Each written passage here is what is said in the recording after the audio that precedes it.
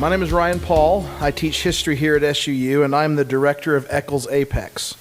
On behalf of myself and the ECLS A.P.E.X team, Sophie Javage and Evan Miller, I want to welcome you to Untitled.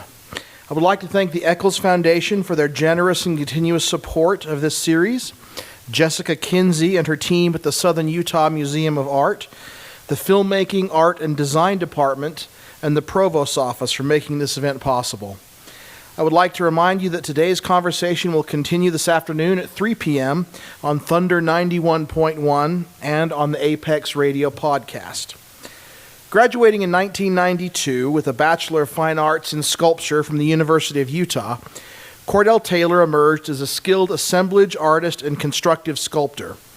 Recognizing a need for greater representation in the local art scene, Taylor curated exhibitions for 25 artists over 4 years, co-founded the Back Alley Gallery, established the Cordell Taylor Studio Gallery and a nonprofit by the name of Surface. Taylor's philanthropic efforts include fundraisers for local charities and active involvement with the Salt Lake Gallery Association. Currently, Taylor works to secure funding for grants and fellowships to support future generations of Utah artists while advocating for national exhibitions of local talent. His recent DECONSTRUCTION series transforms engineered components into dynamic compositions, inviting viewers to explore their intricacies and experience their vitality, resulting in a harmonious symphonic composition. He has also worked in the art department for films such as 127 Hours and The Giver, as well as many television and streaming service productions. It's now my pleasure to welcome Cordell Taylor to Southern Utah University and to the A.P.E.X stage. Thanks.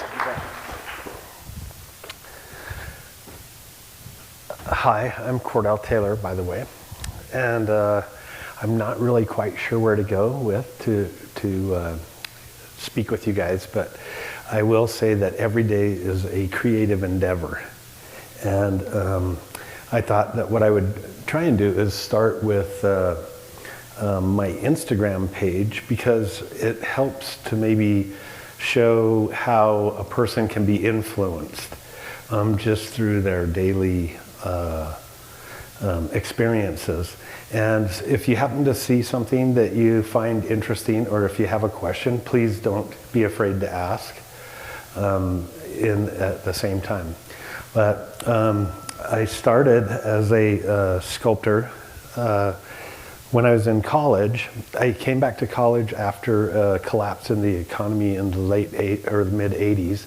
As an ironworker fabricator, I had been working in oil field gas plants and on the drilling rigs and things. And when I came back to college, I had kind of a head start over the majority of the students, because I was a professional fabricator already, and so it kind of gave me a leaps and bounds over everybody. And I had my first show in New York when I was a junior in college, and it just kind of kept snowballing from there. So, in the same process, at the same time, and that's what a lot of people don't understand, is that each time you do something, you meet other people, and those people help to make your career further. And so I was, as a junior in college, I was asked by Jacques Dembois of the New York Ballet to do some prop work for a performance that they were doing with the University of Utah Ballet. And in the process of creating that, I met other people who were working on Touched by an Angel, which was a television series, and it just kind of kept going from there.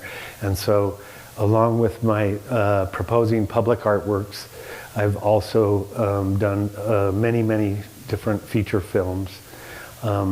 Some of them my sculpture has been incorporated in, but most of the time I've been a crew member or been I've even been a cast member, shockingly so.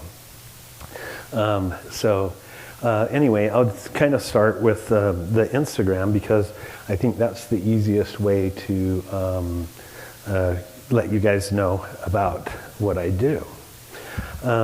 So we'll start out here.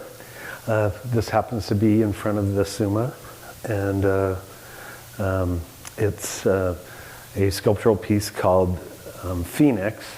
And I was commissioned, well, not really commissioned, but I was asked to, because Summa wanted to use one of my works, to provide a piece, and I decided that what I would do is go from some of my models, and so I presented a couple of different models to Jessica and to Diane and suggested which ones I thought would work, and they selected it, and then so I fabricated it specifically for this opportunity. Let's see, I'm gonna have to scroll through this because that might be the easier way to do it. If my computer will allow me. It doesn't work like my phone does. So I continue to do different commissions. This is a piece I recently sold that went to Columbus, Ohio. And what a lot of persons don't understand is that as a professional artist, you don't necessarily make work for an exhibition in particular, or sometimes you do, but you do them for prospect also. And this was a piece that I created in 2005, and it didn't sell until 2023. So it kind of lets you know that as an artist, you have to believe in yourself a lot, and it's really that's probably one of the biggest challenges as a professional artist, is to keep the self-confidence to continue doing more and more. I was hoping this would let me scroll, but it's not going to let me. So I'll just scroll up through some stuff so you can kind of see it. If there's one in particular, so he was talking about the DECONSTRUCTION series. Right now I am involved in an exhibition out in Chicago Heights, which is a suburb of Chicago, that's called Engineered Concepts. And the pieces that are in that show are, let's see, well, this one should show me. Are two smaller model pieces. And I have created larger pieces from them. This one happens to be in Ivan's in a private home, now in a larger scale. But the piece itself is only about 4 feet high. And these were explorations of engineering, and like I said, as an artist, you just try to do whatever you can to keep yourself making new work and progressing. Let's see, let's go back to. This is the piece that's in Ivan's right now, so you can see how much of a larger scale that one is. And what thing I do with Instagram, what I like about Instagram is it's an immediate thing for me. So this morning I went and took pictures of the piece at Summa, which I've been challenging myself for quite some time to get shots that look out and show off the architecture rather than shooting into it and just looking at the windows. And so in the process of doing that, it's an immediate thing. And so I went this morning, took the shots, and I can post them and show them to you. And so this, for me, it's kind of a way of keeping myself motivated to continue making works. This piece, for instance, let's see what's it doing for me. Oh, it went to the Salt Lake Public Arts program. So when I did this piece, actually, these works, I created them in 2001, right after the collapse of the World Trade Center. Because in the collapse of the World Trade Center, this is a weird thing that artists do, I found a strange beauty of the remnants of that. And so I decided that I would try and approach that and see where it would take me. And the resulting piece was this one, which is a 20-foot by 20-foot piece.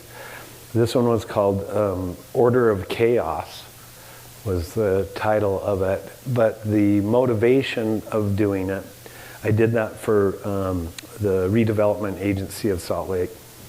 At the time, they were redoing the west side of town over by the Rio Grande train station.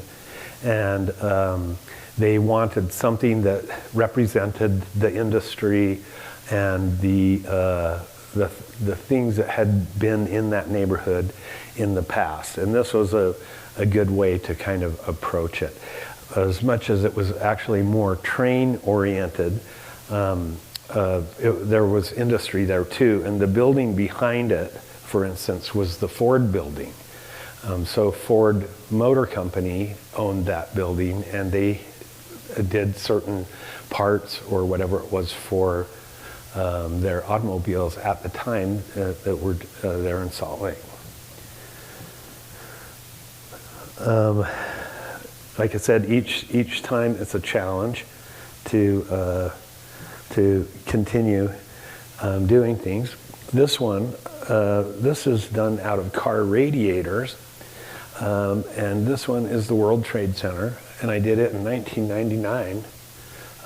And then, as you can see on the side, this Tony Unruh, he happened to buy it at Art for New York in Los Angeles, which was a fundraiser that we did for the 911 firemen to help compensate those who had given their lives and had done what they could for 911. So it's kind of strange. And actually, I discovered him on Instagram, which I was kind of in shock about, because I had posted it on one of the anniversaries, and he noticed it and texted me back and said, thank you very much, because some of his family members had been lost in the World Trade Center. Just that also kind of shows you how artists try to approach things from different mediums. And over the years, I've used the car radiators many times because they create, it's a kind of a strange architectural look that you get out of them as you are cutting the material, because they're so, the way they're designed for airflow and everything, but depending on which way you cut them, you get a different type of texture. And it becomes kind of a micro-macro appearance.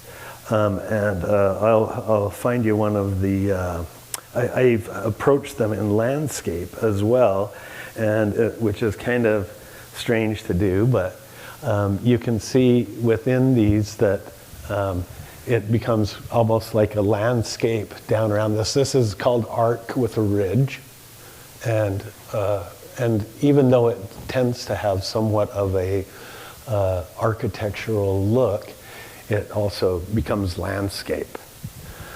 So it's been an approach of mine to try and, because I love landscape, I love to be out in nature, and Utah has been, for me, as a gold mine of different formations and canyons, and I mean, what a great place to live.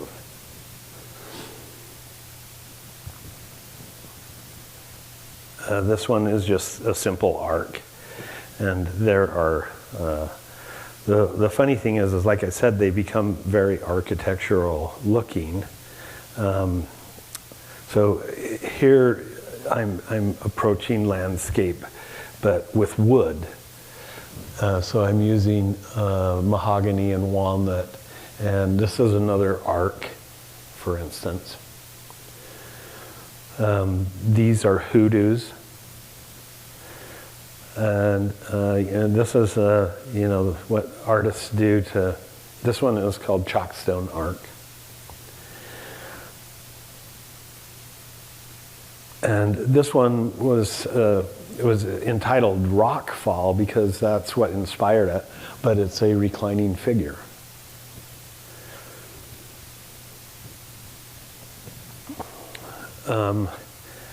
Also, I bring in, a lot of times when I'm doing work, I bring in different textures. I don't know if this is going to let me blow it up, but you can see the textures within this. And that the piece over in front of Suma, this was when I had it in my shop as I was building it. It has textures in it also, because I've worked in stone as well. And when I work in steel, when I'm cutting steel, there's always some kind of residual texture that you get out of it. And as a sculptor, that's something that for me is something that's very important, is the tactile part of art. Sad but true, people or sculptors like me are slowly becoming kind of extinct. Because nowadays, everybody wants high-tech, flashy bells and whistles and stuff like that. And I'm a guy who learned materials.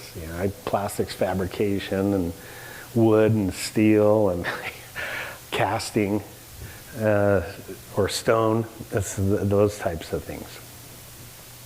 But you can see in my photography here that of the things that I find that totally influence me, and each time I go out, I'm distracted by nature.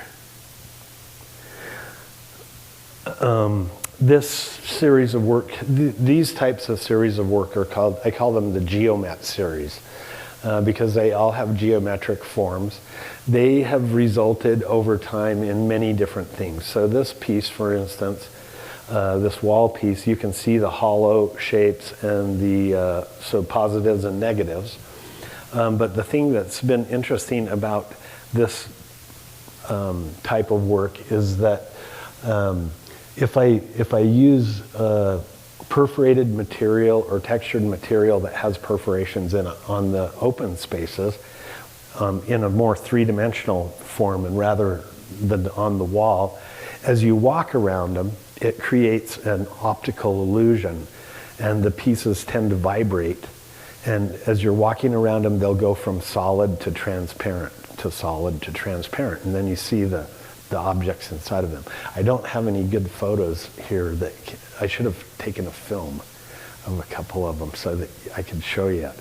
But it creates this crazy optical illusion. Yes. Did I see a hand back there? Okay. It creates a crazy optical illusion and it adds interest to the artworks.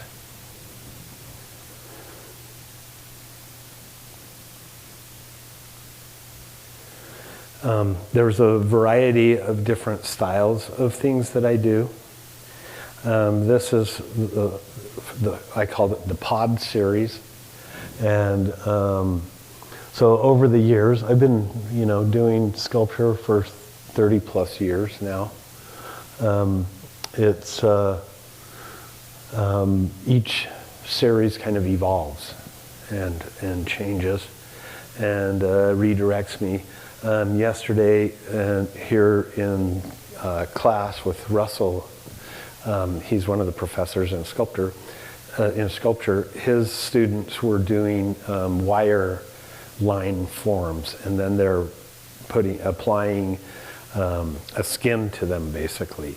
And when I created this series, it was kind of a similar thing. I did the rod forms, and then I rolled them on the steel and figured out what my steel shapes had to be, and then I cut out the steel and applied it and welded it in and ground them, and they took on kind of vegetable or seed or pod forms. That's where the name the pod series comes from. Just to let you see how I do public artwork. So for instance, over the years, so in 1995, when I was really young and full of a lot of energy, I was asked by American Stores of Chicago, along with 2 other artists, to create a bridge for their tower. And they have a building tower downtown, a business tower downtown, and this was just before the Olympics that they were doing, and it's 25 stories, and next to it is a 6-story parking plaza. And so they wanted us to design a bridge that was a link between the parking plaza to the building for the employees, so that during the winter they could cross in comfort without having to go out in the snow. And during the summer, they'd be in the nice air-conditioned air. And so we came up with, it was kind of a wild design at the time, with this piece.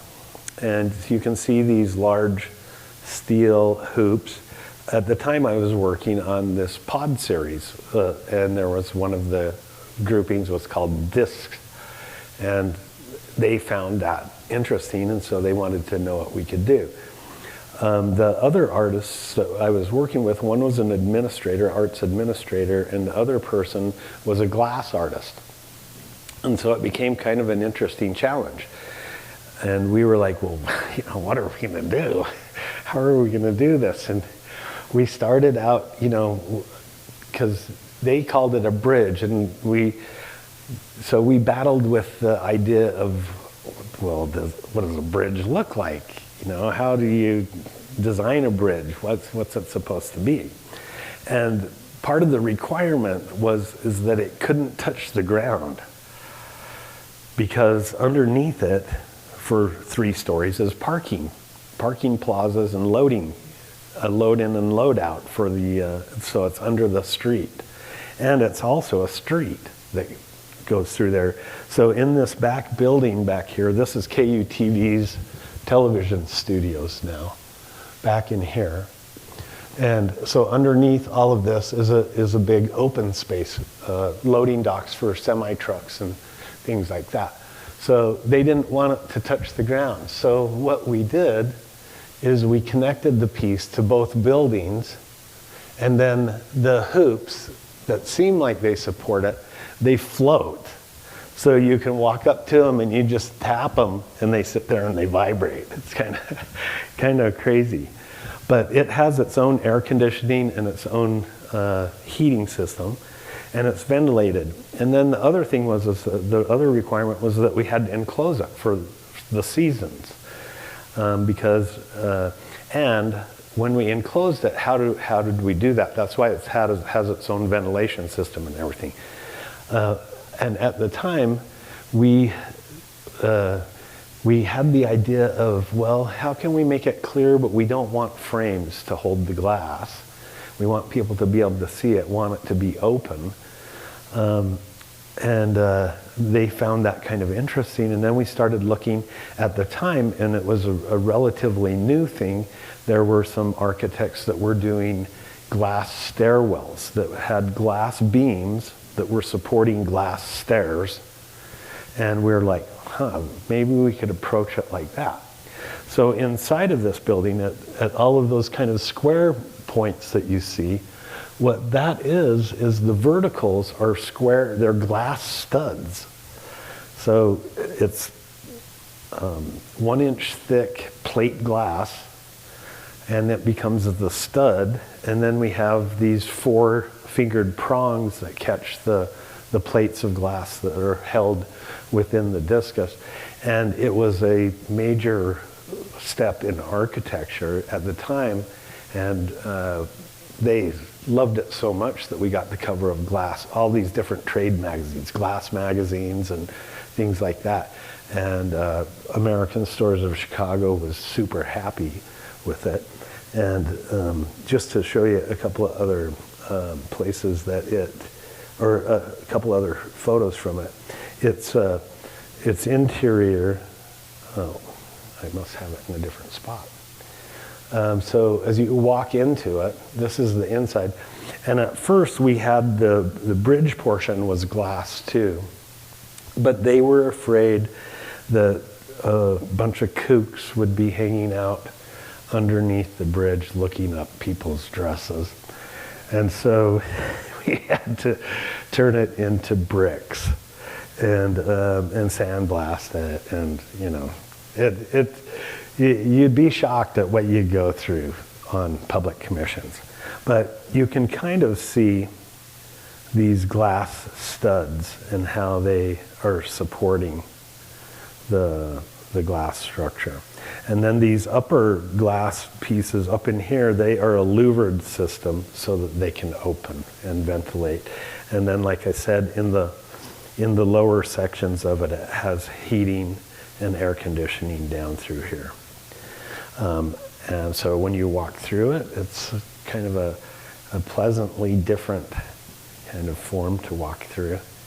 And it's at the Wells Fargo building downtown in Salt Lake. It's right on Main Street and 2nd South, or 3rd South. And this is another view of the inside of it. Let's see, where did I go? Right there. That just lets you look out at the side of the building. But so 20 years later, Energy Solutions Corporation moved their their international offices there, and they commissioned me to do a large sculpture from the Geomet series for them. And geez, now I forgot what the name of it is, but I'll think of it here in a minute. But so they brought me in, and at the time there wasn't a wall here, and they're like, you know, how can you do this, and what can you do? And so we decided to create rock forms.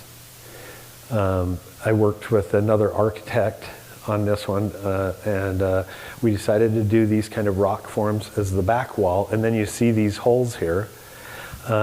We decided to put a big piece there. It's a 20-foot long, 13-foot high piece.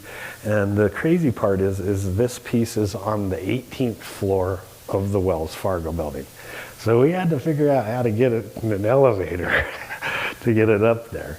And I'll just kind of briefly go through. So you can see where it goes. They'd pick the furniture and stuff. We tried to get everything to all link up and look good together. It's called Element of Nature is what the name of the piece is.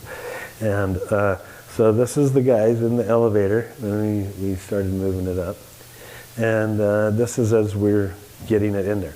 What I had to do is build a false leg in the beginning, and of what the biggest piece was, a false form.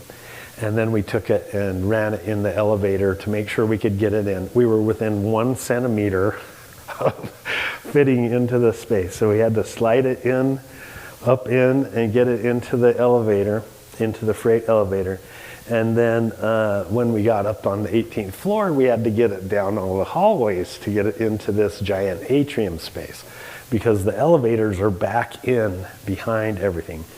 And this space actually overlooks Main Street and to the west. And at the time, there was only like 2 other buildings there. Now now it's lined with other competitively high buildings as well. Anyway, so this is kind of, I'll do a quick run through of how we put it all together. That was getting the first leg in. And we did it all just pretty much by hand, and got it standing up in there. So how are they connected? I built them in segments so that they would all, I kind of showed you yesterday how I did the puzzle pieces. It's like puzzle pieces, and then they all key together and fit together. And as they fit together, it leaves areas that I can go in and weld to attach it. And they wanted it to, so that it could be able to be moved again if they so decided to move it. So you can kind of see how it goes together there. Let's see if I can get it to blow up for me. Oh, come on.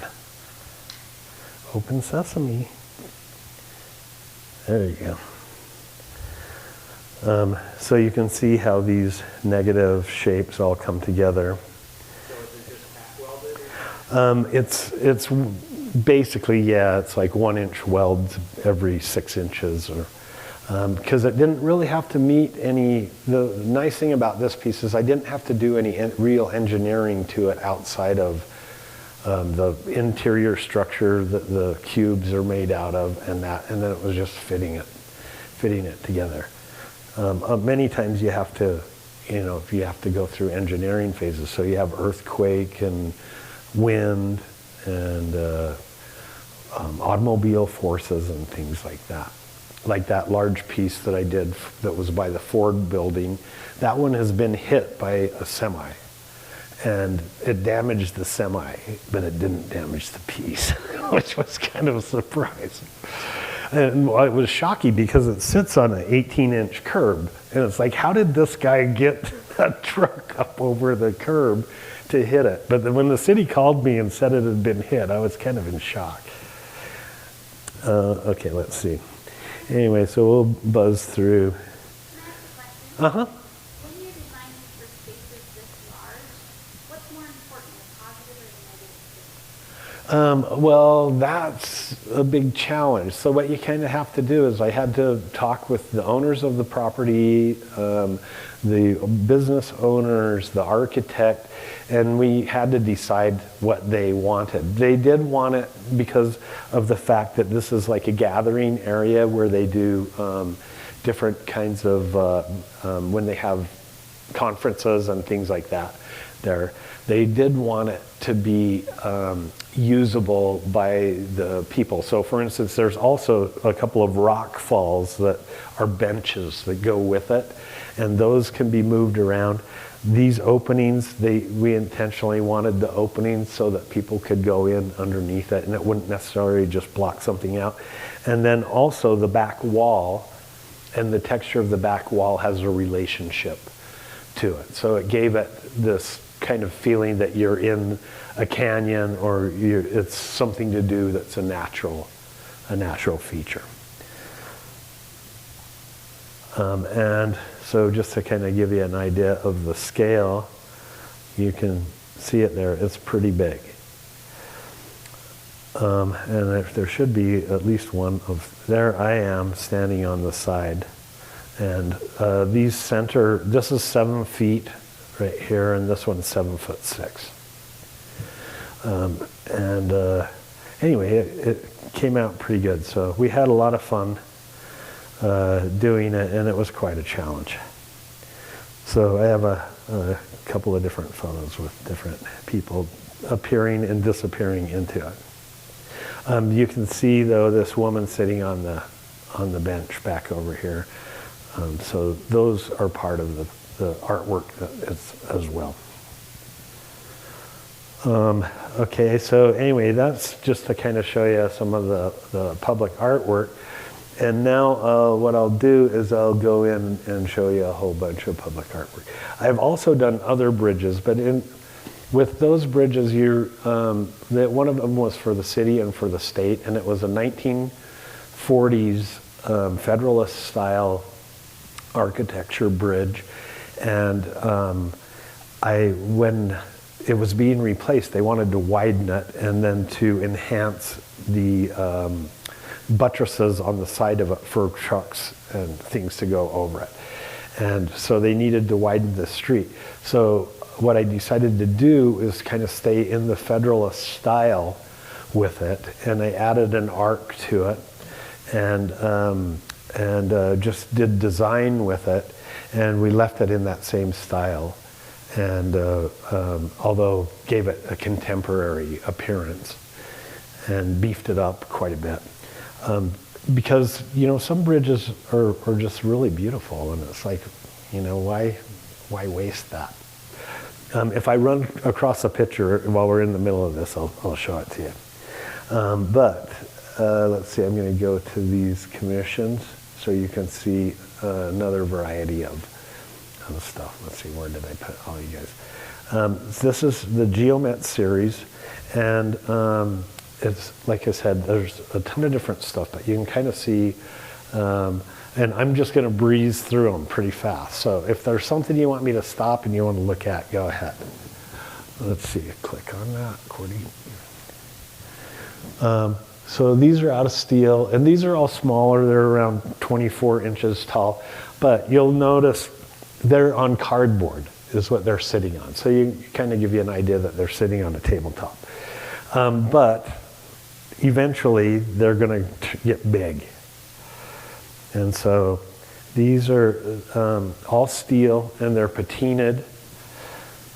Some are, I build them from models, and some are models themselves. And so this one, for instance, is the model for that great big one that was in the Wells Fargo building.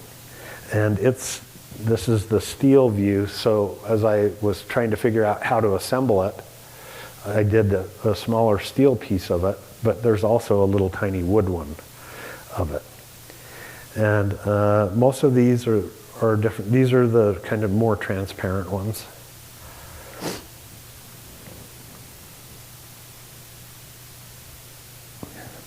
When you build one like that, was it intended to be a model, or it kind of turned out to be the model and you got the larger extent? I do wood models, and I'll zoom through this really fast, and then I'll hit some of the wood models so you can see them, because the wood models I do because they're easy to store, and these pieces I do for exhibition. So when I have a show in New York or that, I upscale from the wood models, because it's really boils down to what do you do with it. And the hard part with sculpture also is that it's not like a painting where people take it home and hang it on the wall. And I mean, look how many paintings you got on the wall here. If you had sculpture in here, the sculpture demands its own space. And so all of a sudden your room gets smaller because the sculpture is three-dimensional and not two-dimensional. And so, but you'll see a variety of ways that things can be done. This is a reading room and a library. And we provided a cozy fireplace for people to sit at the same time. And kind of a strange object hanging over the top for them to look at. It's private, so I do stuff in private residences as well as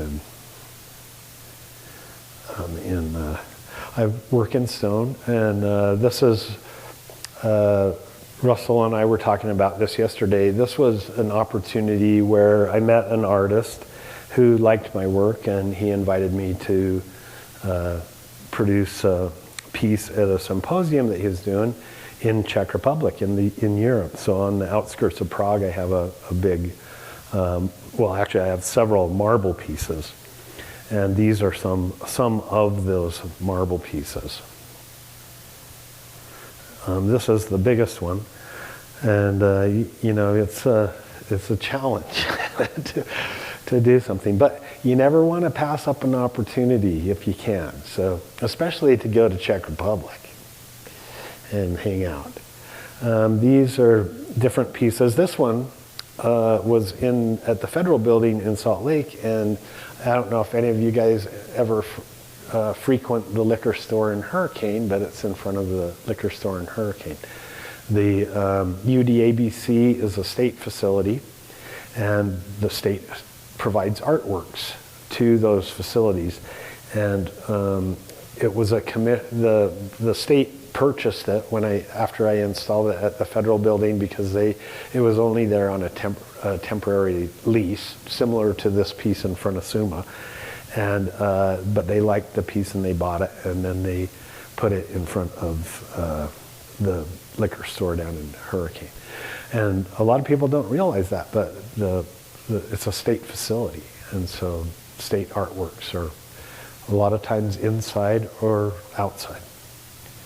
And this one was for Salt Lake County, and a person saw it when it was leased by Salt Lake County and then bought it for their home.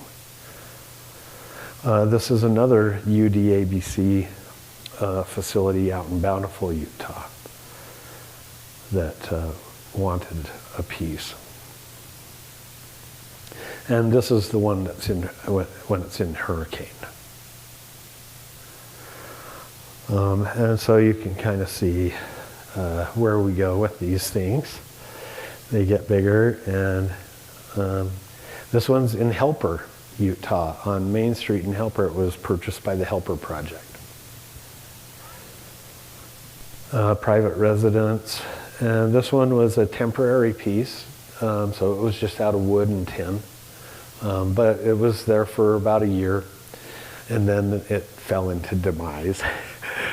You know, this one's in New York, and actually this client, at the time, he bought 3 different pieces, so this was one of them, and you can see he lives in the penthouse. He is on West Broadway overlooking the Central Park, and he bought 3 pieces, and that happened to be one of them. This is one of the other ones, and I don't know if I have the third one there, but another view of it. But now it's all tiled around it. At the time, the construction was happening, and I wasn't able to get back and get photos after that. So you can see, you know, there's different things. This one's nice because it has different textures within it. And so the textures become part of the interest of the whole.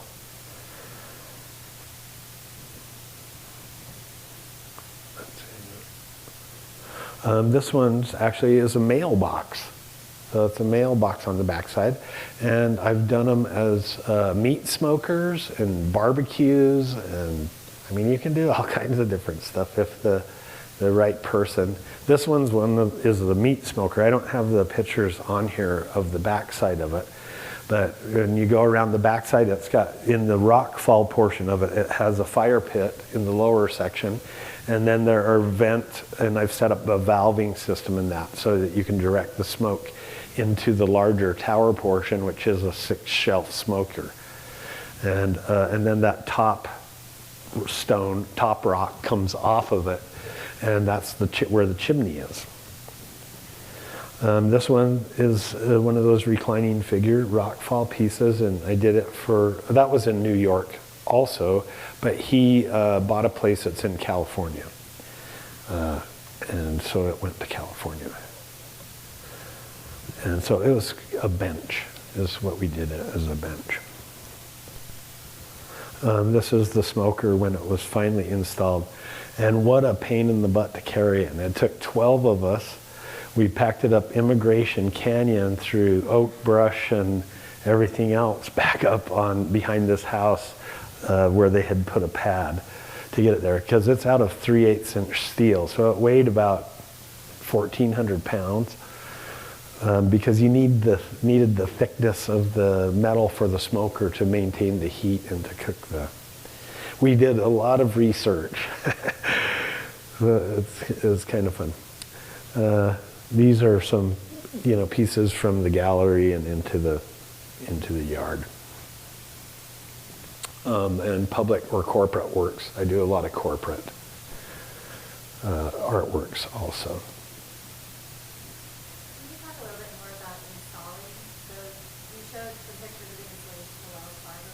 About the meat smoker, but when you're doing like these massive stone pieces and Prague, how are you always traveling? Like, how do they get there? Well, the stone, I access the stone there, Okay. and yeah, because to try and move all the materials, The ones in New York, those I built here in Salt Lake City, and then I shipped them to New York. The one that went to Ohio was built here and then shipped there.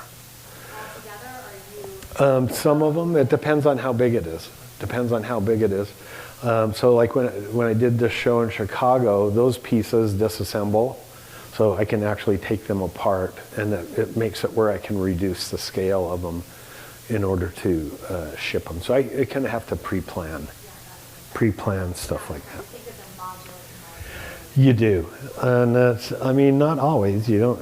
Sometimes you don't have a chance to think about it. Yes.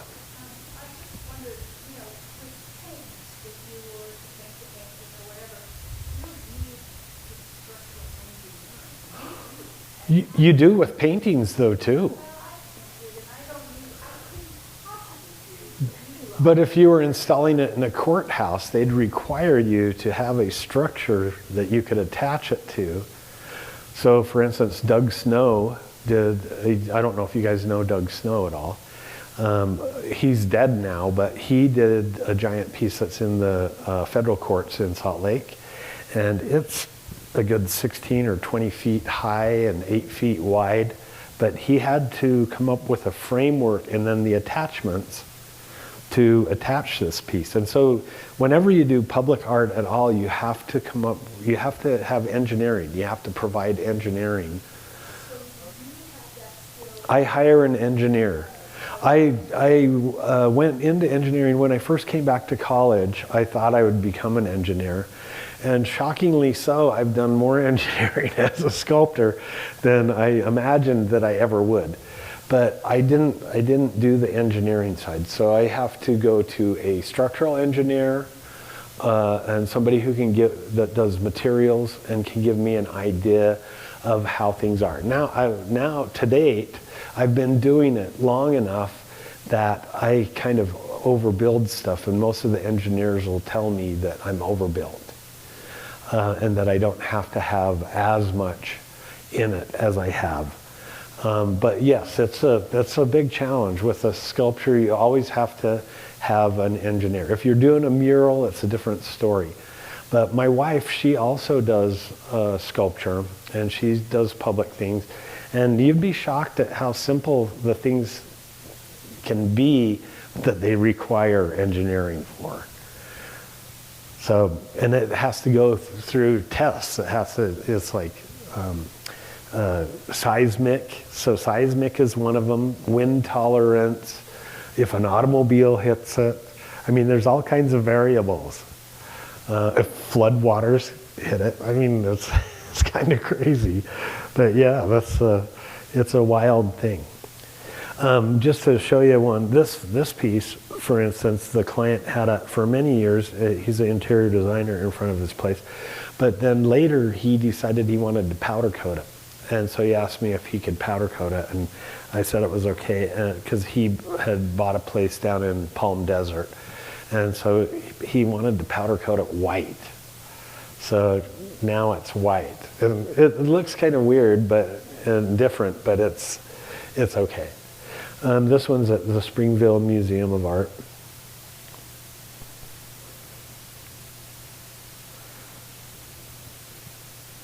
And it's always nice when other artists have their work around too. I always like that. Excuse me. This one's from the Pod series again. This one's called Divided, and it's actually twinned on the opposite side.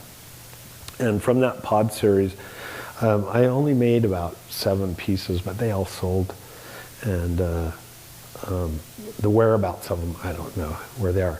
Sometimes I'm commissioned by somebody to do something similar to other pieces. So this piece is up in Big Sky, Montana, and it's similar to the one that's in Hurricane. It's about the same size as the one in Hurricane. Let's see, it's a smaller one that the contractor commissioned for his store. This is the one in Helper. This one is a small piece that's in a residence over in Park City. I have a lot of clientele that have mountain dwellings. That's what I call them, is mountain dwellings. I always wish I could have it, but at the same time, I prefer to be close to an airport. And I'll even do them out of pallets. If you want a piece out of pallets, I'll make you one out of pallets. This is the fun part of being an artist, is you can be exploratory. You can explore different materials and more steel stuff. That one's in Chicago. That one there, it's a private residence in Chicago. This is out over in Torrey, Utah. There's that smoker again.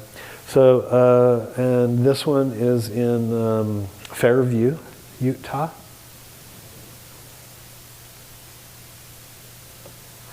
This one actually has been in several different places. For a long time it was up by Oakley, Utah. Now it's on 11th Avenue in Salt Lake. But the funny thing is it was in the same position 10 years ago. Then it went to Oakley, and it was in Oakley for about 6 years.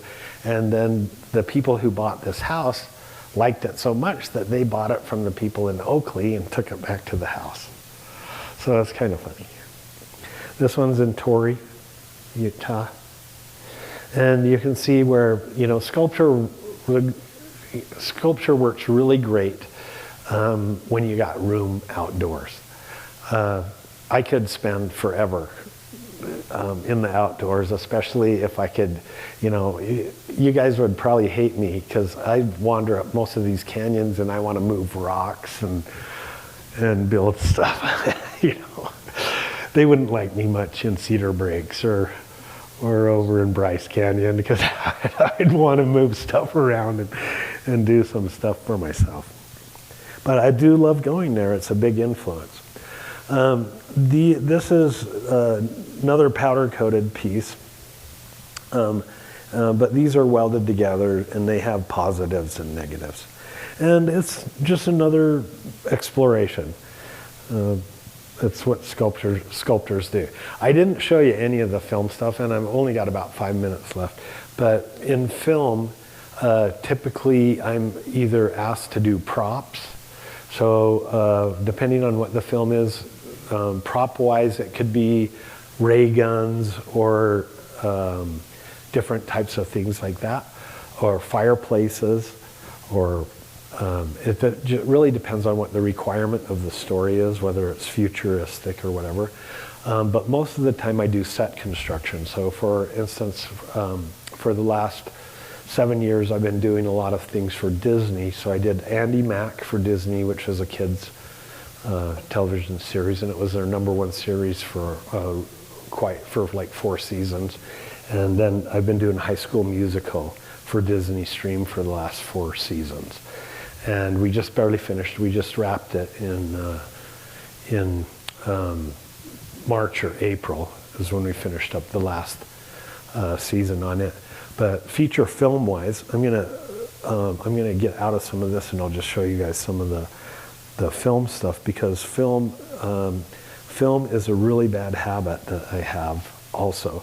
And so if you go, for instance, to IMDb, you can type in my name and my picture will come up and it'll tell you the films that I've worked on. So in the movie The Giver, that was with Meryl Streep and Jeff Bridges. Tree of Life was with Sean Penn and Brad Pitt. 127 Hours was with James Franco. Need for Speed we filmed over in Moab, and I can't think of who the star was in it.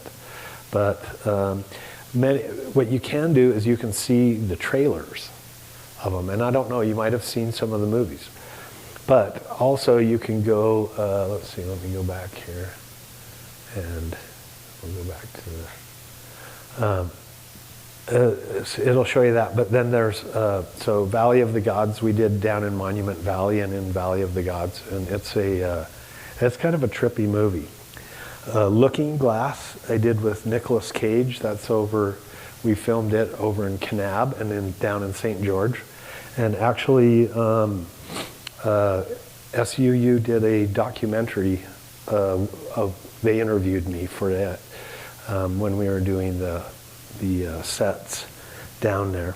But we built most of the sets for it in the hangars at the old airport in St. George, up on top.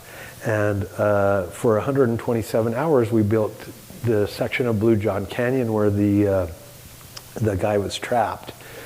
We built them in Sugar House in Salt Lake City in the old Granite Furniture Building. We had a 3-story warehouse that we could cut out the floors and build the canyons inside of for that. But we also film live on the locations, as well as you have stage sets that you can do.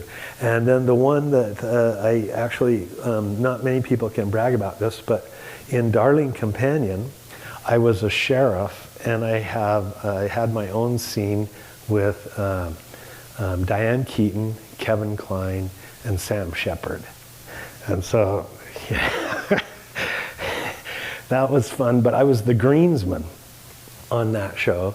And the greensmen, what they do is they do all of the background, anything that's nature. So trees, grass, if it's flowers inside the house or whatever.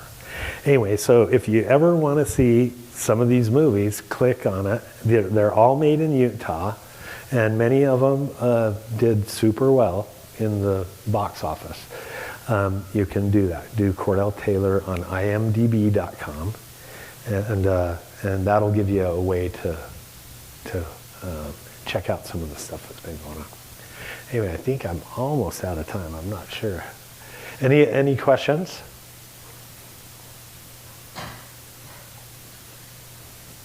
Are any of you guys artists? Oh, yeah. Oh, it's a funny one, isn't it? It's good. I like Studio C too. I just do set construction. So we build, the rooms, all the set stuff. It can be buildings. I did Work in the Glory too. I don't know if you saw any of the Work in the Glory films. We filmed that in Tennessee. We did 3 of them. But we built whole cities when we were down there, or towns, because it was set in the 1820s, 1840s. And so those, some things you're really challenged on what it is you build. Any other questions? Yeah. So, is that a natural transition to go from sculpting to set building? It seems very different. They do seem very different, but it's art department. And the thing is in the art, on the films I've worked on over the years, it always requires a little bit of your imagination and your own incentive. You have to make yourself want to do it. Sometimes they really challenge you with some crazy sets, and so the biggest reason I would get hired on these things was I was building gimbals. And the gimbals are the things that, so for instance, you have a train car crash. So I build the gimbal that makes the car crash. Or this guy's walking out on a cross that's on the side of a building and the cross falls. So I do that. Or did you guys ever see, let's see, it was called Snowmen. And it was about a kid, he was handicapped. And he is walking across a pond, and the pond breaks, and he falls underneath the ice. So I had to do the drowning tank for that one. And it's a big challenge. So we're using 1.5 or almost 2-inch plexiglass for the sides of a tank, so that they can film basically underwater at the same time. And then also the ice has to shift as he's walking out across it. It falls and he slides underneath the other. And so it's always, big challenges like that. One of them was for a movie called Evil Angel. I did a rolling hallway that was 30 foot long, 10 foot it was actually 12 feet in diameter, but 10 foot high hallway space, 30 feet long, that this demon chases a girl down the hallway, and he's running up and down the, through the walls and the ceiling and everything as she's running down the middle of it. So, and that was a super challenge because we had to come up with how the mechanics of how it goes together. Same with the train crashes, is how the mechanics is that makes it work, and how do you trip it, you know, and then you have to be able to reset it because they go, oh, cut, oh, somebody forgot their words, you got to redo it. You know? So it's all the big challenges like that. And that was actually what was more the attractive side of it for me. But I really got pulled in because I grew up on a ranch, and on the first film that I worked on, they wanted somebody who had experience on the ranch and knew horses, knew what the old world was like, how to build a log house, you know, that kind of stuff. And so I was building barns and sod homes and stuff like that, but fake. Okay. I think we're good. Thank you. All right. Thanks, Mr. Taylor. Thank you very much for having me. It's been fun chatting with you guys. So I hope I've inspired some of you, and please, like I said, check out some of the movies, and you're welcome to check out my Instagram. It's Cordell Taylor Sculpture, and see what influences me all the time. If you have any questions, he'll be up here and chat with them. Thank you, everyone, for coming. Thank you.